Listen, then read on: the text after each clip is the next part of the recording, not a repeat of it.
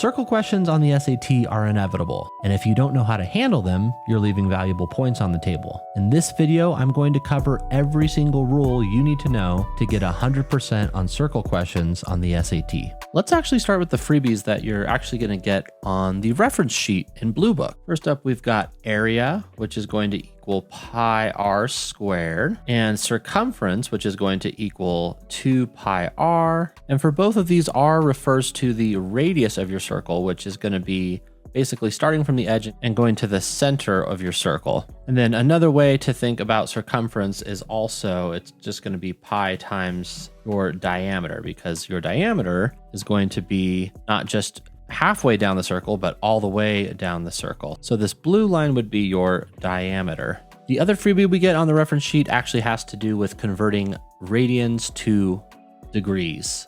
The wording's kind of odd, but basically it's telling us that the circle has 360 degrees and that a circle also has 2 pi radians. So basically our conversion rate is 360 to 2 pi, or if we cut this in half, we can think of it as 180 degrees for every pi radians. So with this in mind, if we wanted to convert from degrees to radians, we would simply multiply by pi divided by 180. So if I had, for example, 90 degrees, I would multiply by pi over 180, and I would get pi over 2, since 90 divided by 180 is 1/2. Just keep in mind, this is easy to remember if you simply remember that radians are smaller than degrees. So you should always end up with a much smaller number, often a fraction of some sort, when you are converting from degrees to radians. And then if we wanted to go the opposite direction, radians to degrees, now we're going to multiply by 180 over pi. So again, we'll take our pi over 2, which we already said is going to be equal to 90 degrees. If we multiply by 180 over pi, our pi's are going to cancel out, and then 180 divided by 2 is indeed going to be 90 degrees. And that's about as far as we can go with the freebies in the reference sheet. And speaking of freebies, you actually do need to practice this stuff. So use the link in the description to get access to my free SAT starter kit. All right, now let's talk about the stuff that you should actually memorize, starting with arc and sector. First, let's get clear on the definition. So if we have a circle, we should know that our circumference is everything around the edge here. And if we imagine this as a pizza, the circumference is more or less our crust, meaning the middle is going to include all of our toppings, and that would be our area, right? Now, if we were to talk about getting a slice of pizza, the crust portion of that slice of pizza is what's known as an arc.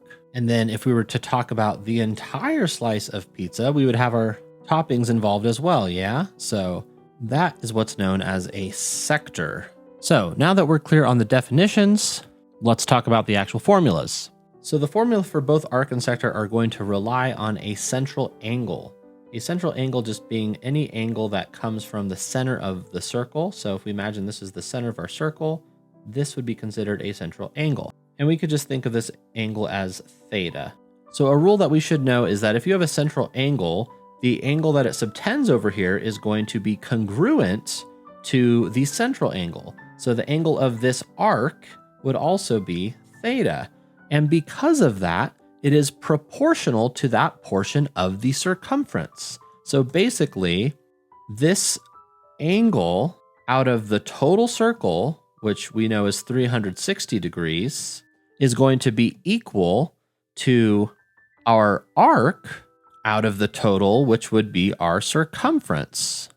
And I actually do like setting it up like this, but if we just wanted to solve for arc, you could also think of it as a formula, which is arc equals multiply by circumference to get arc by itself, 2 pi r, which we know is circumference, times our central angle divided by 360. And you may have guessed this already, but if we're talking about sector, it's basically going to be the same thing, except for instead of relating it to the circumference, it's going to be related to the entire area. So sector would be over our full area. And instead of 2 pi r down here, we would have the formula for area, which as we already discussed, is pi r squared.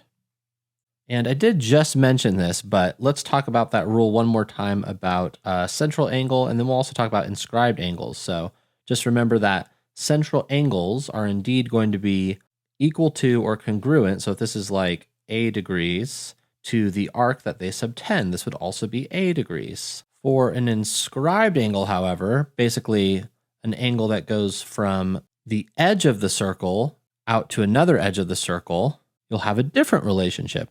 Where if this is b degrees, for example, this would actually be 2b degrees.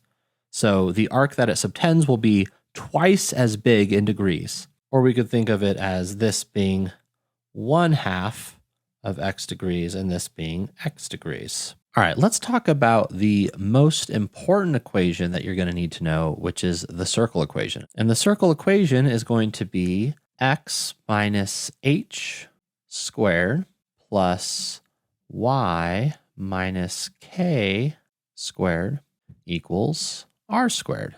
Importantly, hk is the center of your circle, and r is the radius of your circle. And yes, h is going to be the x value, and k is going to be the y value.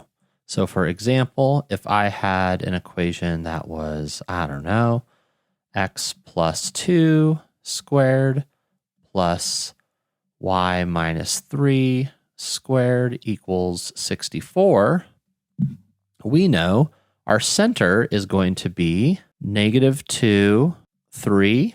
The reason being is we're subtracting h, so if it's positive, it's going to turn negative, and we're subtracting k, so if it's already subtracting, then it's just going to be 3.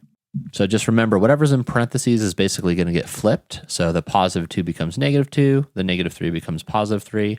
And then for the square root of 64, our radius is going to be 8. All right, let's talk about something a little bit more complicated. Sometimes you're going to see an equation that looks like this, which is not what it's supposed to look like, right? And what you're going to want to do in this case is something called completing the square. At least traditionally, that's what we need to do. I'll show you a shortcut in just a second. But basically, to complete the square, we want to add something to both sides. What we want to add is we want to add b over 2 squared, and this will complete the square. B is going to come from ax squared plus bx plus c. So basically, it's the number or the coefficient for x and the coefficient for y. And we're going to do this twice, once for x and once for y. So I'll keep b over 2 squared there so you can see, but let's go through the process real quick. For the x's, 2 over 2 squared is just going to be 1 squared, which is 1. So we would have x squared plus 2x plus 1. And then we can't add this plus 1 just to the left side. We have to add it to the right side as well. And then same thing for our -4. -4 over 2 squared is just going to be -2 squared, which is 4. So we would have plus y squared minus 4y plus 4. Again, we can't do willy-nilly. So we're going to have to add plus 4 to the right side as well. Just like that, once we add those guys together, 4 and 1 is 9. So we know that, the square root of 9 is 3. So our radius, our actual radius, is going to be 3 for this one. And then on the left side, here's where the magic happens. Whatever our b over 2 is, this is actually going to be how we end up factoring the left side. So this will factor to b over 2, or x plus 1, right? Because 2 over 2 is 1. So this is going to be x plus 1 squared. And then remember, -4 over 2 was -2 plus y minus 2 squared. And then, we would simplify the right side there to 9. So this would now be in that form that we were looking for, right? So that's how you complete the square. Because we end up factoring this in such a way, there's actually a nice little shortcut if they're asking you for the center of the circle, which is the center of the circle is simply going to be -b over 2 for x and y, because we know that this would translate to x equals -1 and y equals 2, or the center equals -1, 2. And we could just get that from 2 divided by -2 and -4 divided by -2. So that's the shortcut that we want to go for. Let me just quickly demo that for you on another page here. We'll get another one. So if I had something like x squared minus 9x plus y squared plus 12y equals whatever, 1, 1, 1. We know immediately that the center, even though we might have to do a little bit more work for the radius, the center of this circle we can pull out in seconds by going -9 over -2. So that would be 9 over 2. And then 12 over -2 would be -6. And boom, we've got our center just like that. So just remember that shortcut for the center is going to be -half your coefficient, -half your coefficient. And it might be a little bit faster to use Desmos, but you could also get your radius somewhat quickly. I mean, I would still use Desmos, but since we know we're just going to be adding stuff to the right side here, the shortcut, if you will, is just going to be like the square root of whatever's on the right side plus the half of coefficient squared and half of coefficient squared, right? So we'd be adding plus, -9 over 2 squared plus 12 over 2 squared. And throw that into Desmos and it'll give you your answer real quick. All right, let's talk about tangent to a circle as well. These guys are rarer on the SAT, rarer, but they're important to know because if you come across them and you don't know how to solve them, you're losing points. And if you do know how to solve them, you're getting some easy points. And basically, if you have a circle, a line that's tangent to a circle barely just touches the circle. So pretend that these guys are just touching perfectly at one point exactly. And that is part of the definition of tangent to a circle. Importantly, thinking about our circle's radius, a line that is tangent to a circle is going to be perpendicular to its radius, meaning it forms a 90-degree angle. So you have a 90-degree angle here. And then beyond that, because of this, any sort of perpendicular relationship means the slope of the radius is going to be perpendicular to the line itself.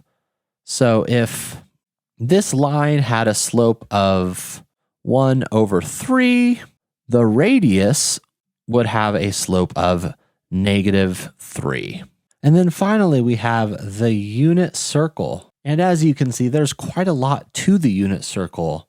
And the good news is you don't need to have all of this stuff memorized, but it would not hurt. As of now, there's only about 3 questions that involve the unit circle in the College Board question bank. But if they do add on more questions, this might be something to get more familiar with. You're going to want to know where all the main points are and the fact that these little guys correspond with cosine for x and sine for y. But with that in mind, a lot of the time, you're going to be able to get away with just using Desmos. For example, I just pointed out that the cosine of pi over 3 is 1/2. If I put in cos pi over 3, it is indeed going to give me 1/2 as the answer, albeit I might have to click this to turn it to a fraction. But of course, this video is not really about going through practice problems and actually getting into the nitty-gritty in this stuff. I just wanted to present the rules for you. For detailed application questions, you're going to want to join Penguin Test Prep Academy. Now, importantly, you need to not be a nincompoop. So use the link in the description and get free access to my SAT starter kit so that you can practice and remember what you just learned.